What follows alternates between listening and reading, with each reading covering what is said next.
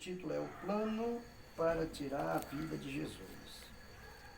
E saindo Jesus dali, passaram os escribas e fariseus e a guiá-lo com veemência, a segui-lo com veemência, procurando confundi-lo a respeito de muitos assuntos, com o intuito de tirar das suas palavras, das suas próprias palavras, motivos para acusá-lo.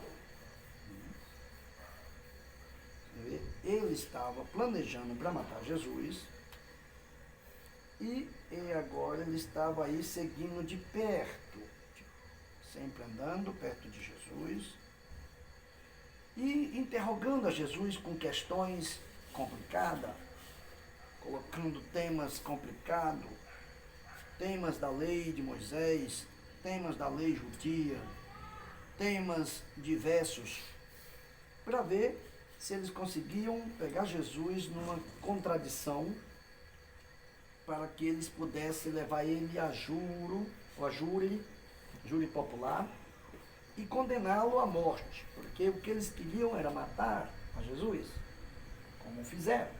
Agora, é interessante a gente pensar que Jesus já sabia dos planos dele. Jesus, sendo o Filho de Deus, sabia de tudo e sabe de tudo. Aí, os homens pensam que podem enganar a Deus. Será que pode? Não pode. Não pode. O homem não pode enganar a Deus de jeito nenhum. Mas então, se o homem não pode enganar a Deus, como é que os homens fazem tanta coisa mala e Deus não pune?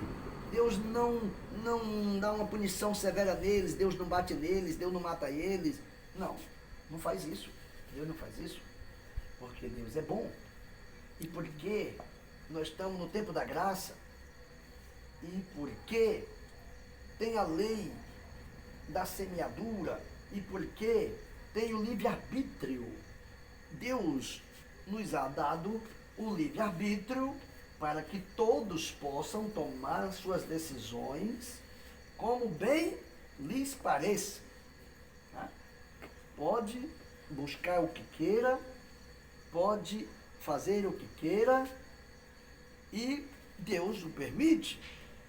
Então, não que Deus não saiba, e não que muitas dessas coisas não ofendam a Deus, sim que ofende, mas Deus não está prestando conta com ninguém agora. Não. Agora tem uma porta da graça aberta. Como nos dias de Noé, ele mandou Noé construir uma arca para salvar o povo, a nação, aquela geração de Noé, que vinha, Noé estava anunciando o dilúvio, que vinha sobre o mundo. Realmente aconteceu. Tem provas científicas que identificam em muitos lugares, em muitas cavernas, em muitos morros, e inclusive se comenta da arca, de achado de coisa da arca. Então, nesse caso, Noé anunciava também que vinha um dilúvio que ia destruir a todos. Mas as pessoas também não deram ouvido a Noé. Não fizeram caso de Noé. Tá? E quando Noé construiu a arca, ele entrou dentro da arca com um casal de animais e com seus filhos e as suas noras, e foi fechada a porta. E a Bíblia diz que Deus selou por dentro. Agora era um juízo que estava sendo instaurado, porque Noé anunciou a construção da arca. Portanto, a construção, a vinda do dilúvio por 120 anos, e ninguém fez caso de Noé. No caso aqui, as pessoas planejaram a matar a Jesus. Queriam se ver livre de Jesus. Que mal fazia Jesus para as pessoas? Nenhum. Pelo contrário. Ele ressuscitava morto, ele sanava os enfermos, ele curava os surdos, mudos, cegos, fazia milagres que nenhuma pessoa tinha feito. Mas, sem embargo, isso causava uma inveja e um medo para os líderes religiosos, porque eles estavam com medo de perder as suas posições e de que os seus congregados fossem seguir a Jesus. Portanto, por inveja, eles preferiram matar a Jesus. Agora aqui é uma coisa muito interessante. Para muitos que não dá crédito à palavra de Deus, isso para eles é inaceitável. Que Jesus, como Filho de Deus, se deixe matar pelo homem comum. No homem comum. Mas acontece é que ele veio para isso. Aí é que está o problema, que as pessoas não entendem. Mas como eu disse, as pessoas que não creem na palavra não conseguem entender e não conseguem aceitar isso, porque eles acham que não faz sentido que um filho de Deus se deixe morrer pelo homem comum. Mas se ele veio para isso, porque lá atrás está escrito, e sempre tinha sido profetizado, que ele teria que vir e dar a sua vida para resgatar com o seu próprio sangue os pecadores. E ele mesmo disse aqui que ninguém tinha poder, nem tem poder, para tirar sua vida. Mas ele a deu por vontade própria, ou por, não digo vontade, talvez a palavra certa não fosse nem vontade, mas liberou porque ele quis, porque tinha um propósito maior de salvar, de resgatar, de comprar a humanidade perdida, porque ele era o Cordeiro de Deus que tiraria o pecado do mundo. E se ele não morresse, toda a humanidade estaria condenada para sempre. Por isso, ele veio com esse objetivo. Então, esse plano deles, dos sacerdotes e dessas autoridades aqui, desses grupos religiosos lá de Jerusalém, só estava aí se encaixando no plano de Deus, na vontade de Deus, que Deus tinha planejado para salvar a humanidade, para oferecer o sacrifício perfeito, para poder pagar o preço da humanidade. E aí, como é que eu posso dizer que Jesus já sabia disso? Ora, se você for em Lucas, você vai ver Lucas capítulo 18, versículo 31 ao 34, ele está anunciando a sua morte, esclarecendo tudo que ia para Jerusalém e ia morrer. Mas não só lá, em Mateus 20, 17 a 19, ele também anuncia aos seus discípulos que estão indo para Jerusalém para morrer. Também em Marcos 10, 32 a 39. Então ele está deixando muito claro para os seus discípulos que ele estaria indo para Jerusalém para morrer. É certo que ele já sabia tudo isso. Então, e lá em João, ele disse: eu dou a minha vida e ninguém tem poder de tomá-la de mim. Eu com minhas próprias mãos dou. Então, tenho poder para dar e depois para tomá-la de volta. Por isso é a vitória grande do cristianismo. Porque o cristianismo, ele não é uma religião e se difere de todas as demais, porque é o único que ressuscitou dos mortos. Inclusive, quando alguém questiona se há vida após morte, porque, mas não tem ninguém que voltou da morte. Tem sim, Cristo voltou da morte. Aleluia. Louvado seja o nome do Senhor. Nós temos esta convicção de que Cristo ressuscitou ao terceiro dia, e não apenas ele. Ele ressuscitou a Lázaro, com 4 dias de morto, e algumas outras pessoas também foram ressuscitadas.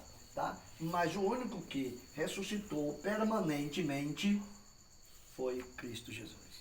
Então, isso nos dá um respaldo para crermos nele confiadamente, sem duvidar nada.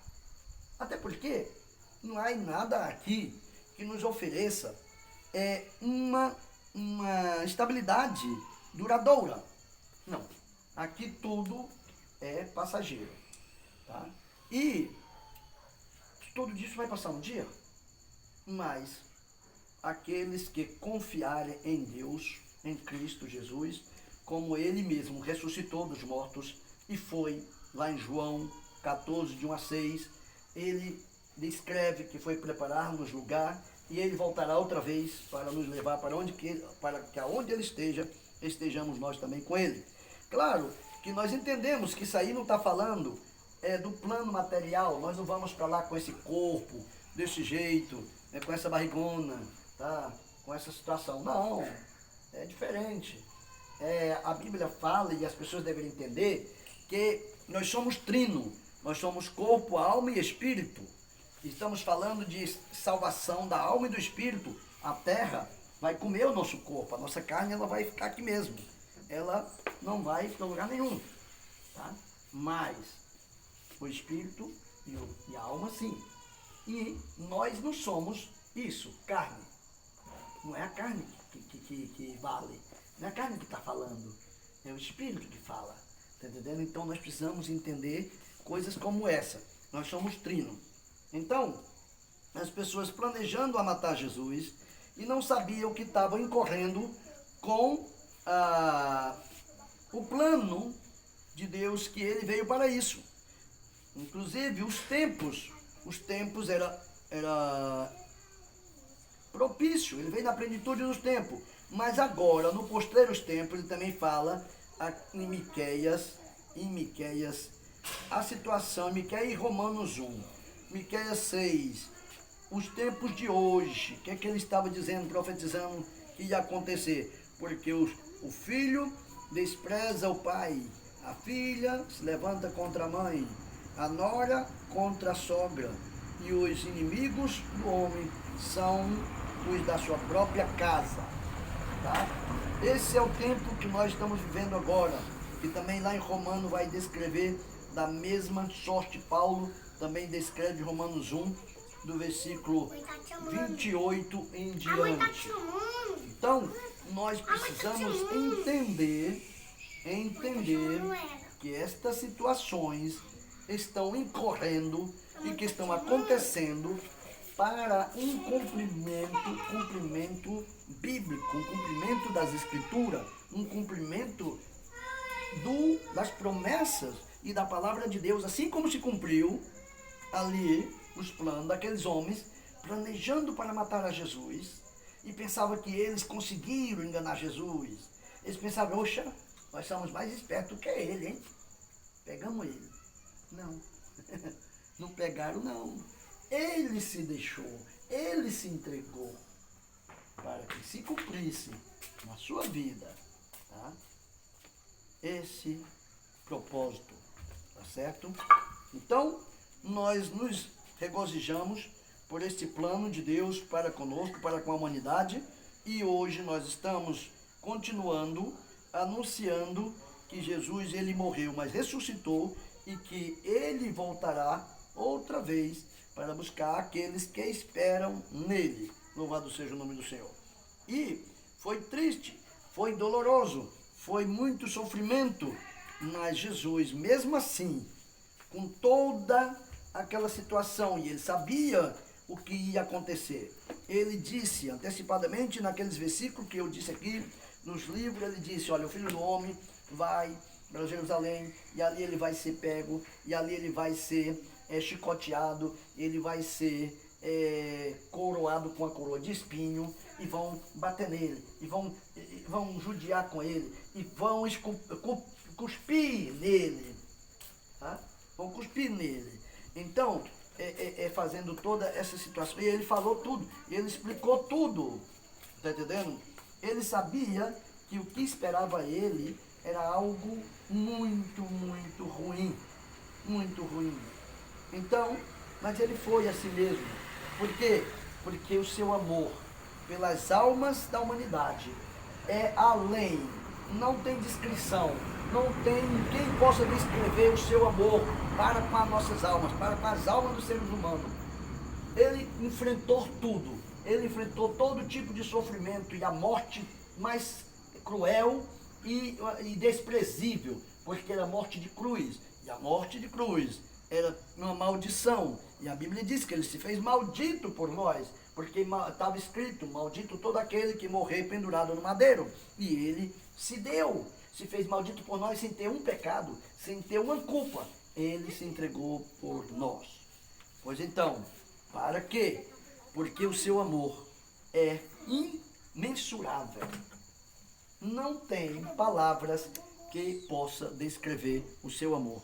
Por isso é que muitas pessoas não conseguem entender o porquê que Jesus se deixou, ou se entregou à morte para esses homens matá-lo de forma tão cruel. Mas ele se entregou, porque ele sabia que valia a pena. Ele sabia que almas iam ser resgatadas por ele. Milhares de almas no mundo inteiro hoje louvam o Senhor. Milhares de almas em todo o mundo são gratas, estão gratas e louvam e exaltam o seu nome. Por quê? Porque reconhece que o sacrifício que ele fez na cruz do Calvário é o motivo da sua esperança, da sua alegria, da sua satisfação. Como nós também entendemos desta maneira, nós temos esta satisfação, temos toda esta alegria e sabemos que se não fosse Jesus ter efetuado este sacrifício ali na cruz, hoje não existia esperança para ninguém, para nós e para ninguém. Mas como ele se deu, né, de todo sofrimento, ele enfrentou todo o sofrimento para nos comprar com o seu próprio sangue, derramar o seu próprio sangue ali na cruz, para nos redimir, para nos reconciliar com o Pai novamente. Hoje, quando ele morreu, a Bíblia diz que o véu do templo se rasgou de alto a baixo. E aí nós tivemos, e todos que temos fé nele, nós temos direito de clamar, Abba Padre, o Abba Padre, porque agora temos acesso direto. Ele abriu o caminho, ele é o caminho, a verdade e a vida, e ninguém vem ao Pai senão por ele. Esta é a verdade plena, até porque o que ele fez, ninguém mais fez. A sua história é uma história única. Tá? Há muitos que se apresentam como salvadores, há muitas pessoas que estão por aí enganando, mas respaldo da história e respaldo bíblico só tem em Cristo Jesus, que ele é o autêntico, suficiente Salvador. Amém? Amém. Deixamos esta história aqui, espero que ela possa servir de alerta para nossas almas, para o nosso espírito, para a meditação. Vamos orar encerrando este trabalho, em nome do Senhor Jesus. Pai Santo, Deus Todo-Poderoso, graças te damos, Senhor.